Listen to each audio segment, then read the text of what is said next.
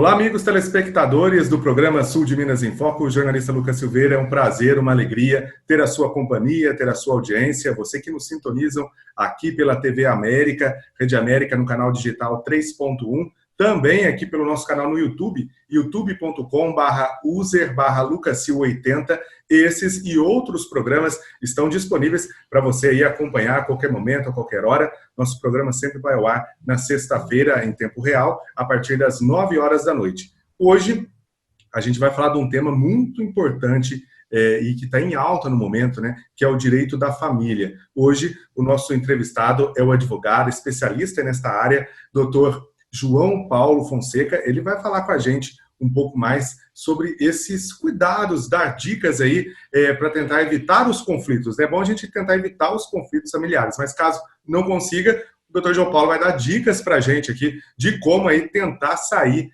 ou tentar arrumar uma solução para esses conflitos. Doutor João Paulo, primeiramente é um prazer recebê-lo aqui no programa Sul de Minas em Foco, uma alegria e uma satisfação para a gente conversar sobre um tema que está em alta, né? Principalmente nesse momento de pandemia, né? Ô Lucas, primeiramente eu que agradeço o convite, né, de ter esse bate-papo aqui com você. E o direito de família, eu costumo dizer para as pessoas, né, de modo geral, que é um dos ramos do direito, é o ramo do direito, na verdade, que cuida das nossas relações mais íntimas, né?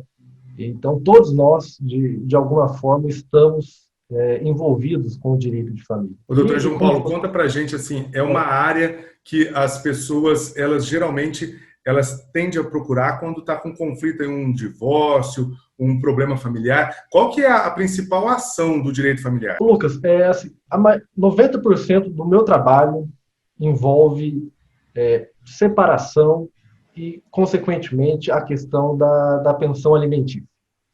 Então, 90% do meu trabalho gira em torno disso. Infelizmente, no direito de família, a questão preventiva, né, de evitar o conflito ainda é muito limitada. Geralmente, quando chega para a gente, já é uma situação que o conflito já está instalado e a litigância é quase inevitável nesses casos. E a gente percebe nesses casos, quando há um envolvimento, né, quando há uma discussão na família, os filhos são geralmente os mais afetados, né, João Paulo? Como que você consegue lidar e tentar trabalhar uma conciliação entre o pai, mãe, marido? Às vezes tem filho também no meio dessa discussão? Não, sem dúvida. Quem trabalha com direito de família, Lucas, seja advogado, o promotor, o juiz, nós que trabalhamos com direito de família, nós temos que ter a consciência que estas relações familiares têm um elo mais frágil, né? E esse elo mais frágil é a criança, é o adolescente. Então, falando por mim, né, como advogado, é óbvio que eu vou fazer o possível para defender os interesses do meu cliente, sem dúvida nenhuma. Mas eu tenho a consciência de que o direito de família, ele tem essa questão específica dele, que é a criança, que é o adolescente, que é esse elo mais frágil das relações familiares, né? E que, independentemente do lado que a gente esteja no processo, a gente tem que ter uma atenção especial para a criança, para o adolescente, para os filhos, né? Então, quem trabalha com direito de família, necessariamente, tem que ter essa visão. Você tem alguma história, algum caso para contar para o nosso telespectador de um conflito que você conseguiu, que estava prestes ao divórcio ali, que você conseguiu reatar? Ou você tem notícias de casos que aconteceram nesse sentido? Tem sim, Lucas, tem. E acontece até com certa frequência, sabe? Das pessoas chegarem até a gente ajuiza a ação de divórcio, separação, enfim, e acaba que as pessoas reatam, sabe? Isso acontece, é mais frequente do que as pessoas imaginam, né? A situação chega conflituosa, mas o caminhar de um processo no direito de família é muito pesado, né? Porque envolve relações que duram anos, enfim, e isso acontece, tá? Isso realmente acontece. De pessoas, no curso do processo, acabam voltando, né? Voltam a conviver, e o processo simplesmente acaba, né?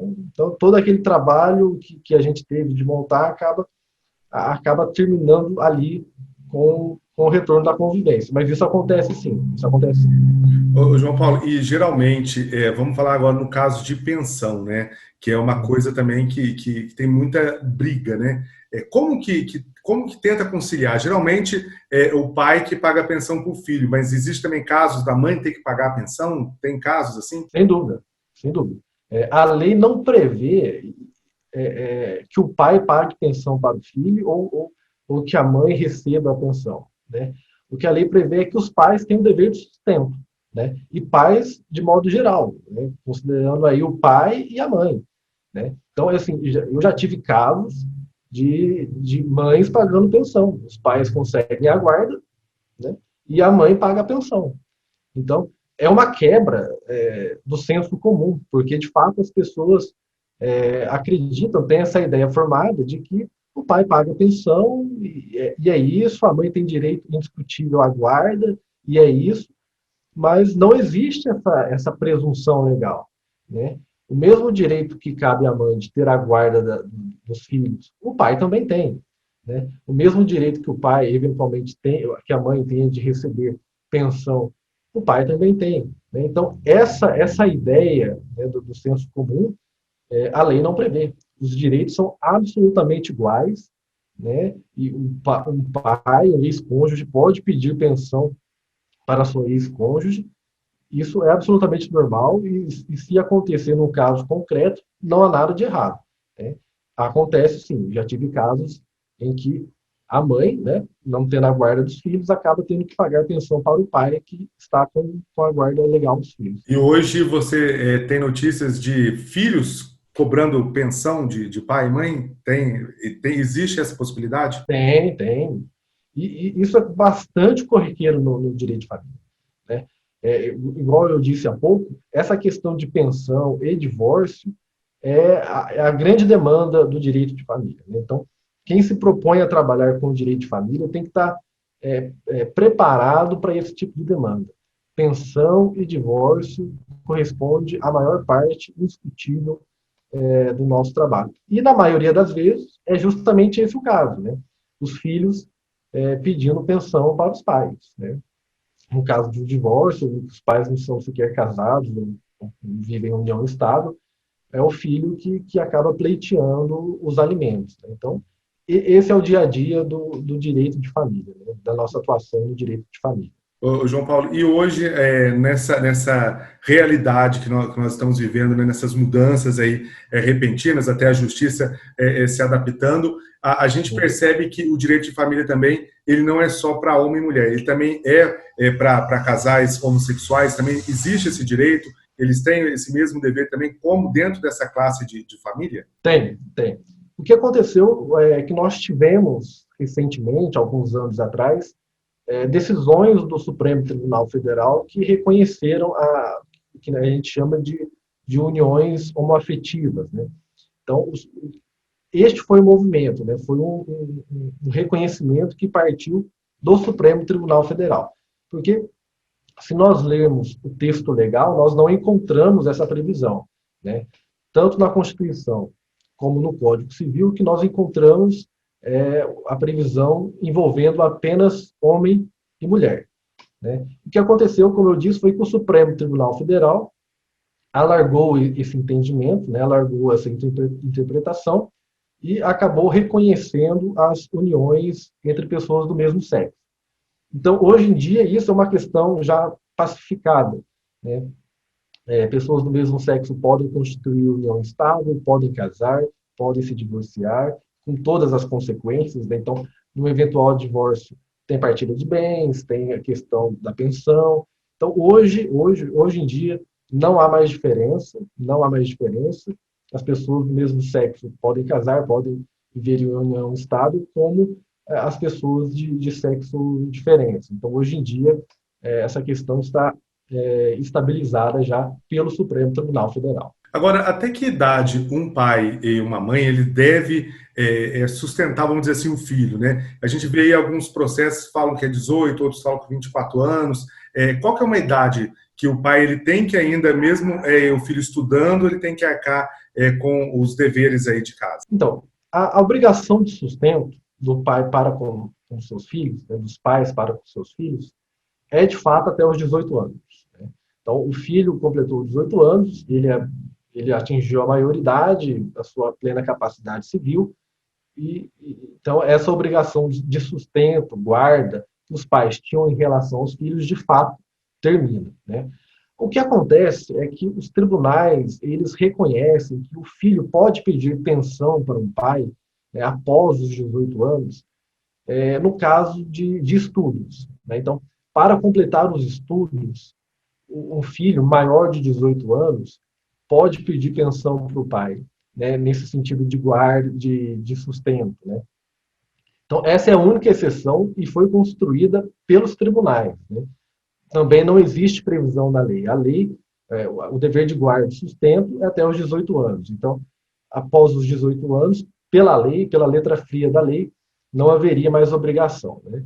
Mas os tribunais, como eu disse, eles reconheceram que, no caso, para manutenção de estudo, né, pagar mensalidade de faculdade, por exemplo, né, o filho poderia pleitear que o pai continuasse pagando ou viesse a pagar estes estudos. Mas essa é a única exceção. Tá? Essa é a única exceção. Fora essa, os tribunais mantêm a ideia da lei de que o sustento, a obrigação de sustento se encerra aos 18 anos.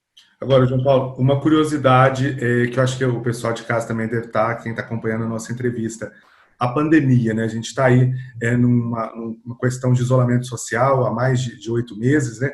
Desde de abril, quando realmente estourou esse surto, e na sua área você sentiu aí que aumentou o número de violência doméstica, as solicitações de separação. Teve esse aumento nesse período de pandemia? A gente teve eu notei duas grandes repercussões. Né? A primeira delas foi que o nosso trabalho junto ao judiciário ficou muito mais penoso. Né?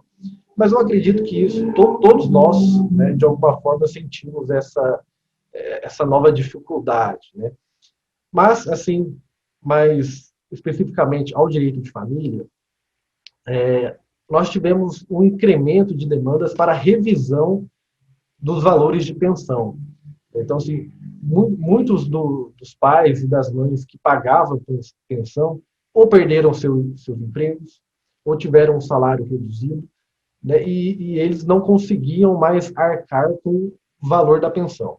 Então, eles buscaram o judiciário para reduzir a pensão, ou até mesmo, em alguns casos, buscando a exoneração do dever de pensão.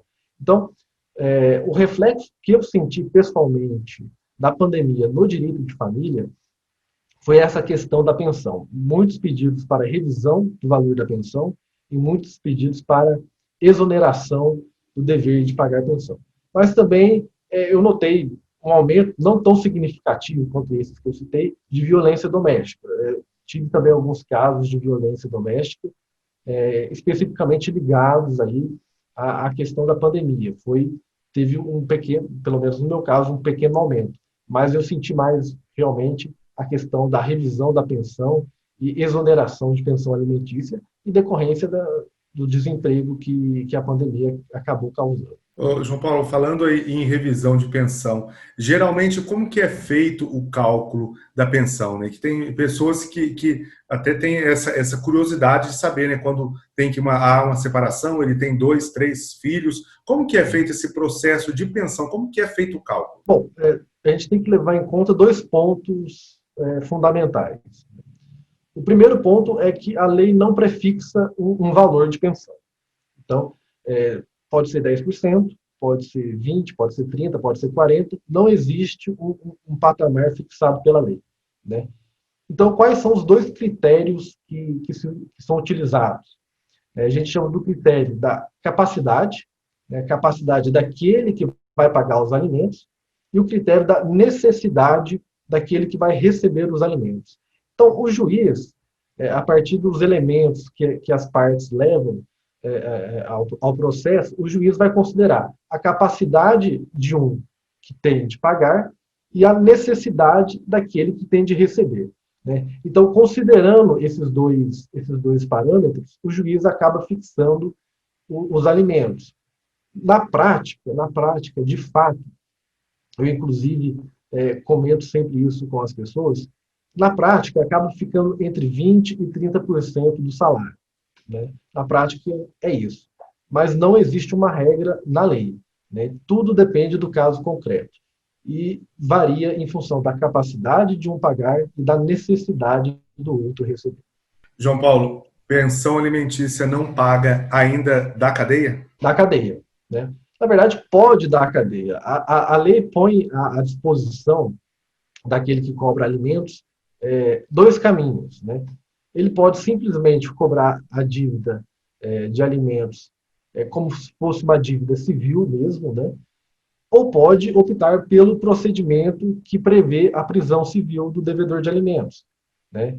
Mas dá cadeia, sim, dá cadeia e é um meio muito efetivo para a cobrança de alimentos. Tá? A prisão civil do devedor de alimentos acaba se mostrando na prática um meio muito efetivo para a cobrança. Ô, João Paulo, então o ideal para as pessoas evitarem pagar pensão, evitarem ter problemas na justiça, é tentar a conciliação e, desde que fez a união, tentar permanecer os dois juntos em harmonia, né? Sem dúvida, né? É o melhor caminho. Quando as pessoas procuram, né, tentando resolver eventual problema, eu sempre tento levar para o caminho da conciliação, porque o judiciário, ele já toma um tempo, um processo judicial demora muito tempo. Né? Tem o gasto também que é superior a uma conciliação, e também tem a questão emocional. Um processo de família é um processo extremamente desgastante. Extremamente desgastante. Muitos clientes meus reclamam, na maioria das vezes, entre aspas, do peso do processo. Eles ficam angustiados, querendo o fim do processo, porque é um processo realmente desgastante. Então, no direito de família, como eu disse no começo, como a gente lida com questões íntimas, relações pessoais, emoções muito fortes, de fato, a conciliação é preciso existir um mínimo de diálogo para evitar, de fato, um processo e resolver da melhor forma possível e, se for possível, evidentemente, de modo amigável. Né?